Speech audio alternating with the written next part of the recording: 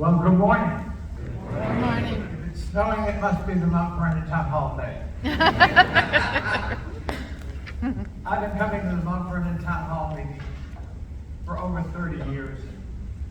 When I first came running for chairman of the county, Gerry handed me a singing lobster and a six-pack of Moxie because he said, "You're gonna need this." Periodically, he'd resupply me with Moxie. And God knows Gerry Highland had Moxie.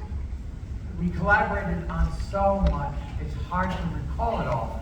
Fighting to preserve Mount Vernon Hospital. We succeeded.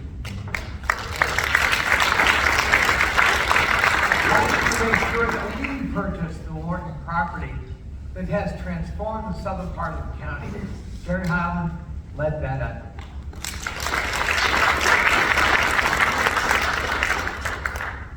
When I was running for chairman, he enthusiastically supported me, but I was not expected to win. The Sunday before the election, the Washington Post, in big, bold headlines, predicted that the other side was not only poised to win the chairman's race, not me, and was going to take over the Board of Supervisors. Now, the fact that I won by 10 points and the Democrats retained and picked up a seat on the board, of course, never quite got noticed subsequently. But my last debate, I did about 40 debates in that 2003 race. I've done 250 in my career, by the way. I was dead tired. I was so tired. And the expectation was it was not gonna be successful. I don't know why, but powers that be thought that. And the last debate was down here. I think it was in Holland Hills, but I can't remember Dan. And I was so tired that, I got up to give my intro, and I pointed to Gerry Highland in the audience, and I said, "I'm so glad to be here with my good friend." And I froze. The brain wouldn't cooperate. And it was this long, embarrassing pause, and finally Gerry went, "Gerry Highland." He was a great friend, and he had so many wonderful attributes. When we had board retreats, he would bring a batch of homemade kickapoo juice, which if you wanted to sing and dance that night, you wanted to drink. He had a farm on the Eastern Shore and grew all kinds of produce and had peacocks running all over the place and would have a barbecue there. One year, of course, he decided to roast a pig. The fat from the pig was so potent that the entire barbecue pit took fire. We did not have pig that time. But he really epitomized the word service. And if we need to be reminded of a genuine, dedicated public servant who believed in serving others, his community, passionately, carefully, listening, acting, it was Gerry Highland. He was a dear, dear friend. It's a terrible loss for all of us. And I know that we're going to make sure that his legacy lives on for many, many generations to come. Give it up to Gerry Highland.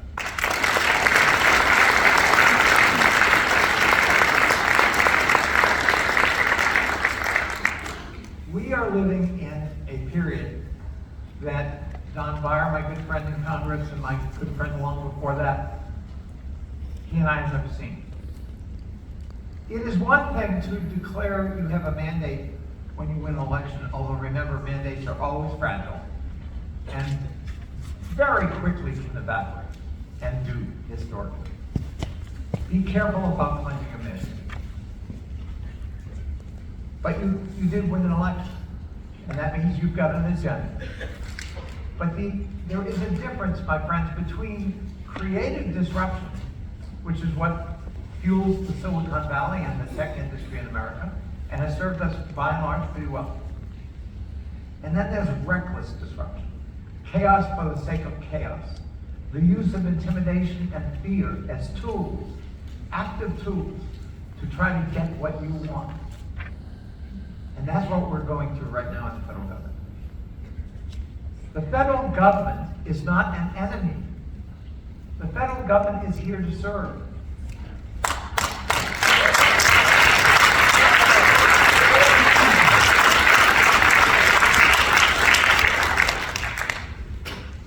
The social, millions, tens of millions of people on Social Security and depend on the government every day.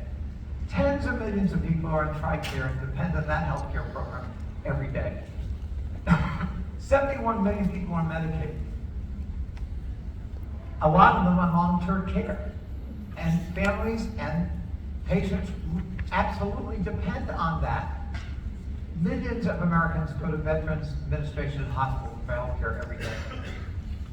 Millions of people, of course, all of us, have to file with IRS, depend on that refund check if we're getting one, and rely on the IRS to be fair and equitable. It funds the enterprise. AID, lately much maligned. AID is the biggest humanitarian bilateral program in the world.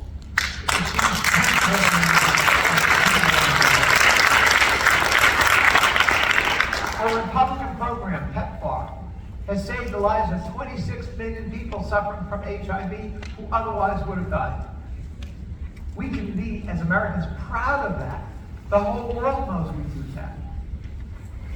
AID is involved in the eradication of diseases like schistosomiasis and polio. He wants to gut the agency from 10,000 employees, 2/3 of whom serve overseas, in really difficult terrain, believe me. They are not swilling champagne in London. They are working to fight schistosomiasis in Guinea-Bissau. They are trying to help refugees. They are trying to make sure that they run the biggest food aid program in the world to make sure people and young children are not starving to death or malnourished. Every day they make us proud. It's less than 1% of the federal budget. But it's an easy target because it's hard to sell back home. Here in Northern Virginia, we understand it. We're an international community to begin with. But you go out to maybe a district in Nebraska, Utah, it's hard to sell why are we spending any money on foreign aid. And I'll tell you why. Because we are a great country. We are the world superpower. We have responsibilities. And the hallmark when we're at our best is that we promote humanitarian aid and we promote and protect human rights everywhere.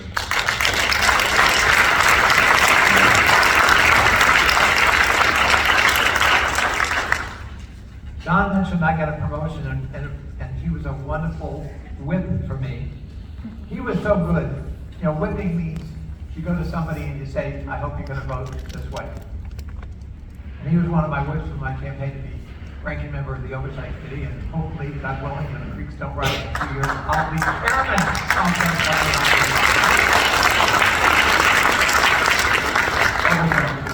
At any rate, I had one person that Don had kind of really gone after them to vote for me.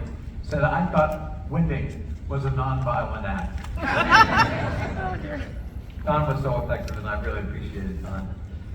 But I can tell you that he and I are going to fight unlawful acts. We're going to fight a Doge takeover fight. Think about this. Elon Musk emigrated to the United States. And by the way, he's not eligible to be president as a result because he was born in South Africa. Well, don't applaud too much because he's acting like he is president of the United States. The world's richest man has put together a team that goes into federal agencies and borrows in and goes after databases, your data, my data. If you filed for a student loan at the education department, we got your data. You file your taxes, we got your data. If you are getting health care from Medicare or Medicaid, we got your data. If you are in TRICARE, we got your data. And these have to be protected. They're very sensitive. He has a team of 6 young people. The youngest is 19, a high school student. They sent that team into AID to dismantle humanitarian aid programs all over the world. What does a 19-year-old know? about far-flung humanitarian programs in African Asia, let alone be given the responsibility to help dismantle it. That's what we're facing, and that's what we must fight. I want to end on a personal note. I'm wearing a power pack right now. After I get chemo treatment, I get a 48-hour power pack to keep doing it. I'm beating cancer.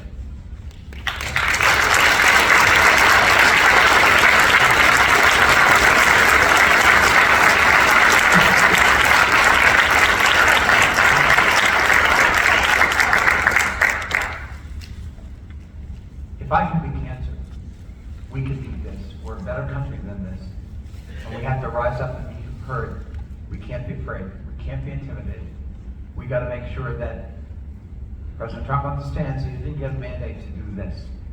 You know, we didn't vote for a wrecking ball for the federal government. We voted for efficiency, improvements, corrections were necessary. But a wrecking ball is not what we voted for. And he's got to find, on the Democratic side of the aisle, vigorous opposition every step of the way, if that's what they intend to do. We're going to stand by our federal employees, our federal contractor employees, and our constituents to make sure they are protected as we go forward. A government for, by the people is also a government that serves the people. And that's what we're committed to, and that's the oath we took to defend and uphold the Constitution of the United States. Thank you.